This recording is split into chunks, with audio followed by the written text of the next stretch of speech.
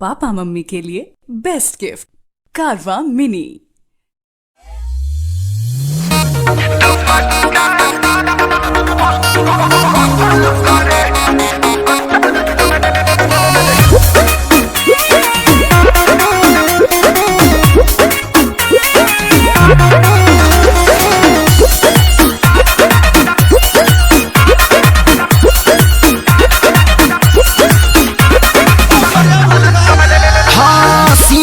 सटल रहे हरदम समीज हो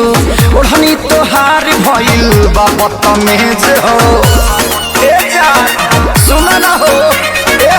सीना से सटल रहे हरदम समीज हो ओढ़नी तोहार भइल बा बदतमीज हो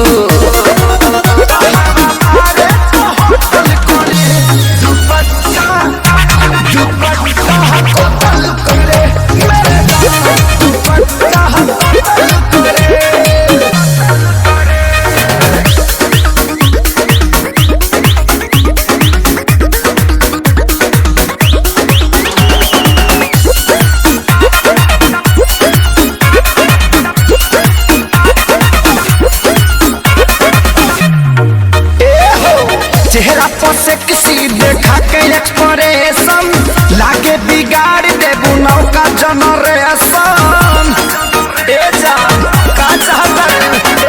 चेहरा पर से किसी देखा के एक्सप्रेशन लागे बिगाड़ देबू नौका जनरेशन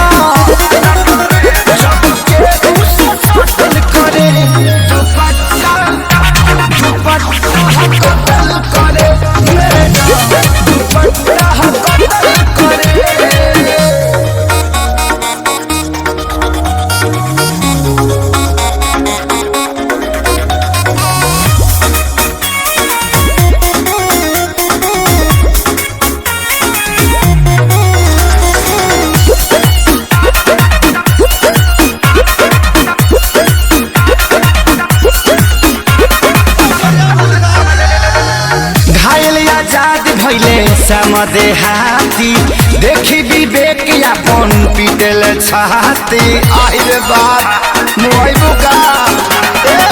घायल आजाद भइले समदे हाथी देखी विवेक अपन पीटल छाती करे दुपट्टा करे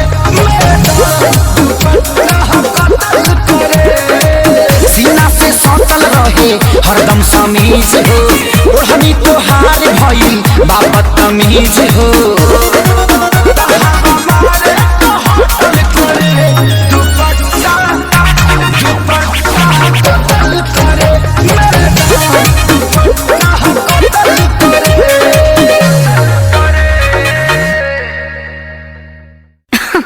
अरे पूरा इंडिया हिली बाबू, खाली तू देखत जा।